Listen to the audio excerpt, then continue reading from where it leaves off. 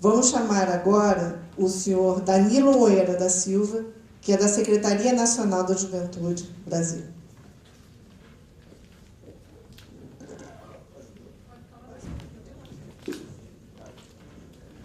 Prefiro daqui. Pessoal, boa tarde. Tinha até pensado em fazer uma apresentação um pouco mais formal, mas pelas características do evento, que já nos ajuda a gente romper um pouco alguns parâmetros, alguns modelos. Né? Então, primeiro que inicialmente, pela Secretaria Nacional de Juventude, que é uma secretaria vinculada à Presidência da República, agradecer o convite aos organizadores, acho que parabenizar pela iniciativa. Nós temos também no nosso trabalho de política de juventude, não é o caso dessa mesa, mas em outra oportunidade, me coloco à disposição todo um trabalho na área internacional, que envolve um espaço de diálogo com a Organização Ibero-Americana de Juventude, envolve um espaço de diálogo no Mercosul, e envolve também um espaço de diálogo com países da comunidade de língua portuguesa. São as três principais áreas, talvez seja objeto de outro encontro nosso.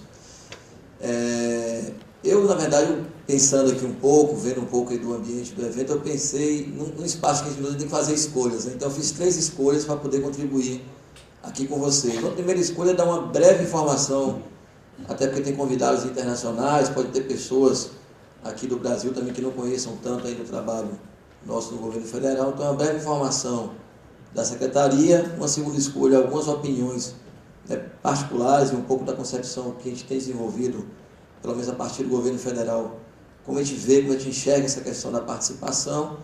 E uma terceira questão, que eu vou tentar fazer em cada uma dessas 5 minutos, um pouco de 2 experiências nossas, práticas, de participação aplicada a políticas públicas.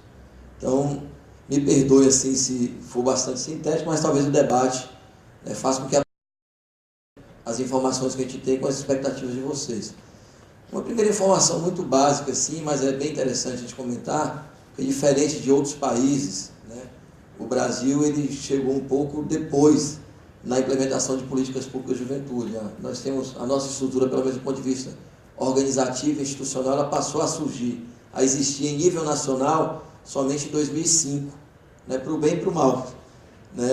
Para o bem que, felizmente, que nós temos e estamos desenvolvendo, e para o mal, porque eu acho que, de fato, ficou um hiato histórico muito grande e uma desatenção muito grande do Estado brasileiro com uma parcela significativa da nossa população. No nosso caso, que trabalhamos com uma faixa de 15 a 29 anos, nós estamos falando de em torno de 50 milhões de brasileiros e brasileiras, ou seja, o Estado brasileiro, por anos, décadas, séculos até, nunca pensou de maneira articulada as políticas de juventude. Então, a Secretaria, assim, institucionalmente, o nosso marco de criação é fevereiro de 2005, com a criação da Secretaria Nacional de Juventude, como eu disse a vocês, é ligada à Presidência da República, mas junto com ela um instrumento, um outro organismo voltado para o controle social, para o diálogo com a sociedade civil, que é o Conselho Nacional de Juventude, e simbolicamente um programa que a gente chama de Programa Nacional de Inclusão de Jovens, que é o ProJovem.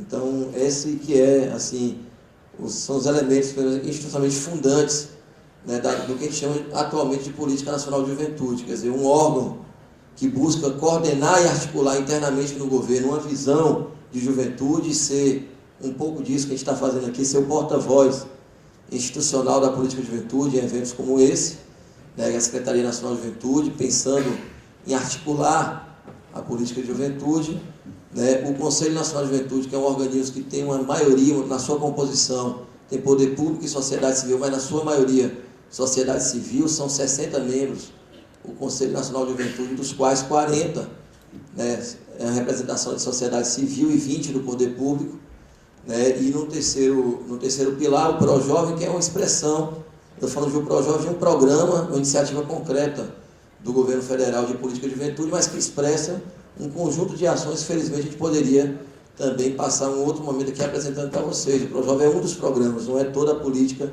de juventude. Então, nós temos programas como ProUni, Pontos de Cultura, programas relacionados ao esporte, relacionados também a ações na área de saúde. Então, numa visão integrada de política de juventude. Então, esse para vocês, que talvez seja assim, aparentemente organizativo, ele expressa uma concepção de política pública. Uma primeira questão, que é o Estado passar a se responsabilizar e se preocupar com a política pública. Quer dizer, a inexistência de um órgão como esse significava também, né, uma invisibilidade do ponto de vista do poder público com relação a essa parcela da população.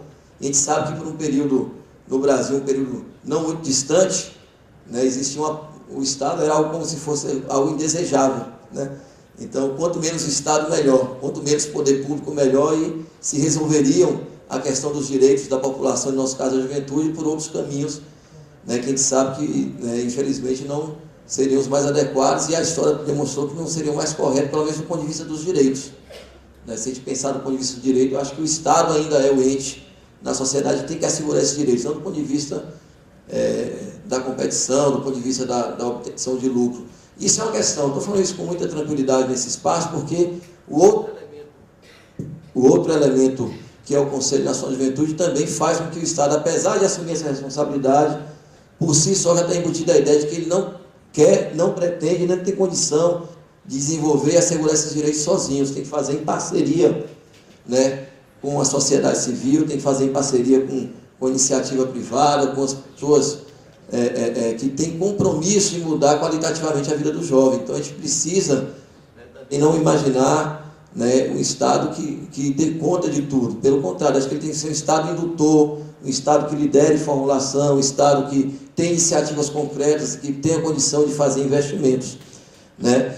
E essa apresentação da Secretaria, para dizer o seguinte, que um componente fundamental, pelo menos na visão do governo brasileiro, de quando foi criada a Secretaria na questão da juventude, se a gente tinha uma história muito interessante, muito correta e muito que merece todo o nosso reconhecimento, né, com relação à criança e adolescente, né? Aqui no Brasil nós temos marcos legais muito fortes, uma política toda estruturada que vai de crianças e uma parcela da juventude até 18 anos, e nessa concepção, né, do Estatuto da Criança e Adolescente, especialmente, a palavra proteção, cuidado é uma palavra-chave, e eu acho que é correta para essa fase, para esse momento da vida de qualquer indivíduo.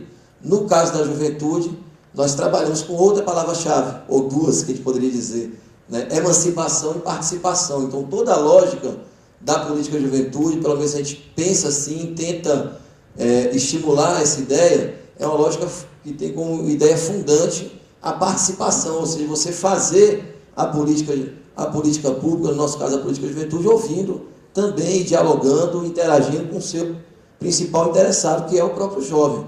Então, no que diz respeito aqui à provocação da mesa, de alianças e parcerias, a gente acha que é bastante importante a gente ter essa visão de uma valorização, de um reconhecimento da juventude, não, do jovem, do indivíduo, do jovem ou da jovem, não só como destinatário da política pública, não só como beneficiário de uma política pública, mas como um cidadão ativo.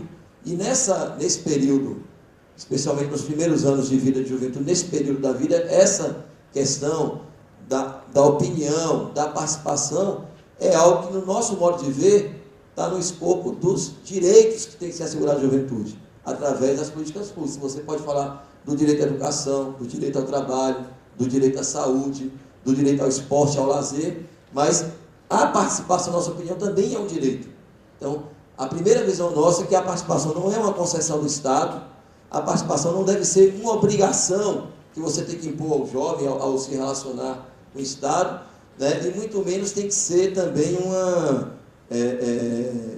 acho que concessão e obrigação são as duas melhores palavras, mas você reconhecer a participação, entender como direito à participação de maneira ampla, e, na minha opinião, o direito à participação, sem esse direito plenamente assegurado, os outros direitos ficam comprometidos, né? Porque eu acho que é bom que a população e os jovens em especial possam criticamente se relacionar com as políticas públicas, até para lutar e conquistar os seus direitos. Então, eu penso dessa maneira. Então, o direito à participação é uma visão nossa. Então, não seria uma concessão, uma benesse. Então, ao você entender a participação do ponto de vista da política pública como direito, eu acho que tem que derivar daí algo